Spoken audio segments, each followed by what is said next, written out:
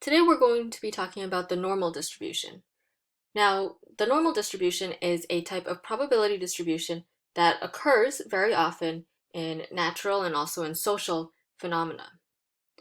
So many natural and social phenomena produce probability distributions whose graphs can be approximated by what we consider bell-shaped curves, which we call normal distributions. Now we use two Greek letters very often when we're talking about normal distributions. First is this Greek letter called mu, and that represents the mean.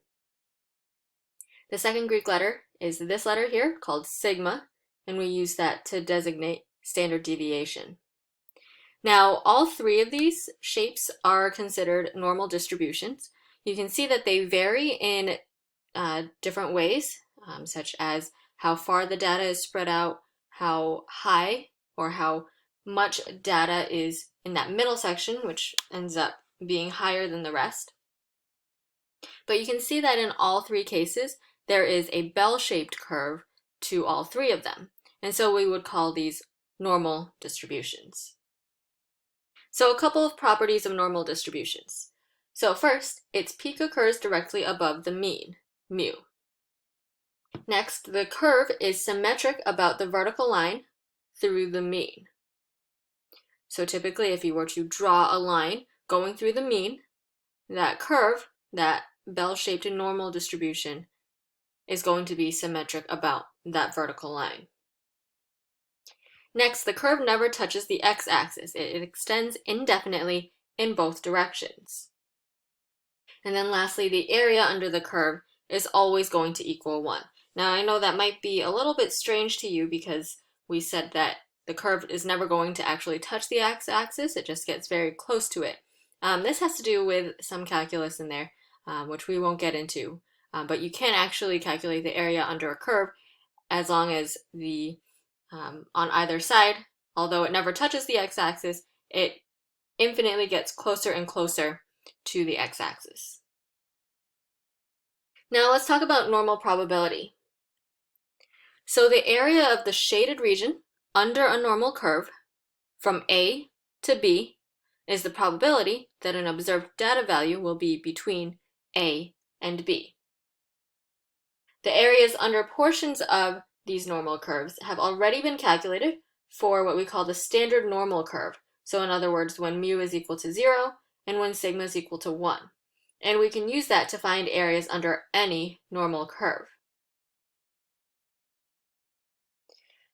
Now the horizontal axis of the standard normal curve is usually labeled with a z. So take a look at the first example. Find the area to the left of z equals 0.82. Now, how do you do this? So to do this, we're going to need to look up 0.82 in the normal curve table. So what you're going to do is you're going to find 0.8 in the left-hand column and then 0.02 at the top. So let's take a look at the table. So we're looking for 0.8 on the left, and then as you go across, this tells you this is 0.80, 0.81, 0.82. So here we're looking at 7. So here we're looking at 0.79389. So coming back here, the probability that z is less than or equal to 0.82 is going to be 79.389%. And everything in this table, you'll notice in the table at the very top, it says that the table values represent the area to the left of the z-score. So you could see this as z equals 0.82 is here on the graph, and what you just found is the area of this over here, and that accounts for 79% of the shaded area under the curve. All right, the next example, find the area to the left of z equals 1.25. So we're going to look up 1.25 in the normal curve table. So we're going to find 1.2 on the left-hand column and 0.05 at the top. So 1.2 on the left, 0.05 at the top, brings us here to 0.89435. So we have 0.89435, and just so that we get a visual along with this, the probability that z is less than or equal to 1.25 is 89.435%, or in other words, what we have just found is that the area under the shaded portion of the curve here accounts for 89.435% of the area under the entire curve. All right, look at C. Find the area to the right of z equals 1.25. Now, unlike the last examples where you were finding the area to the left of z, here you're finding the area to the right of z. Now, our table hasn't changed. Our table is still only giving us the area on the left, but we can use that to help us. Why? Well, because once we find the area to the left, then we can subtract that from 1, because we know that the area under the curve is 1, and that will give us the other side, the right-hand side of z.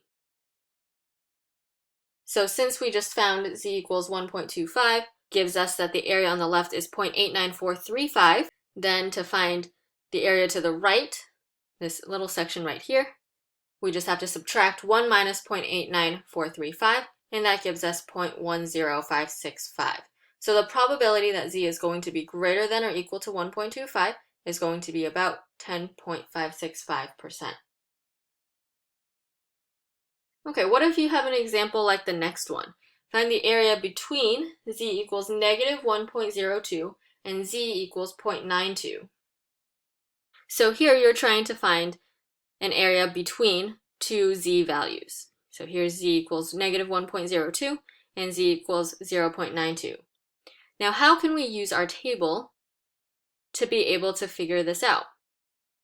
Well, what we can do is we can find the area under the curve that's less than z equals 0.92. And then now all we need to do is we need to subtract off that part on the left.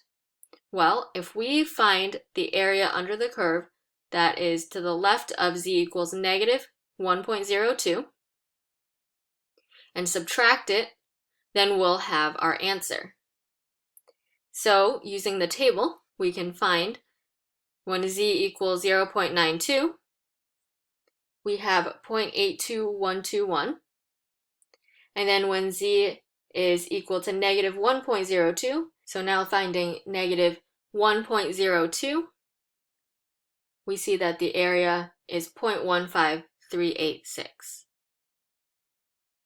All right, so now we can go ahead and subtract those two, and that gives us 0.66735 as the area between negative 1.02 and 0.92. And so the probability that a data point is going to be between these two z values is going to be about 66.7%. All right, take a look at example 2. Find a value of z such that 12.1% of the area is to the left of z. Okay, so what we're doing here is instead of being given the value of z, we need to find the value of z, but you're given the probability, you're given the area under the curve to the left of z. So really what we're doing here is we're working backwards. So instead of looking for when z equals a certain value and looking up what the area is, now you're going to look for the area of around 0.1210 and find the corresponding value of z.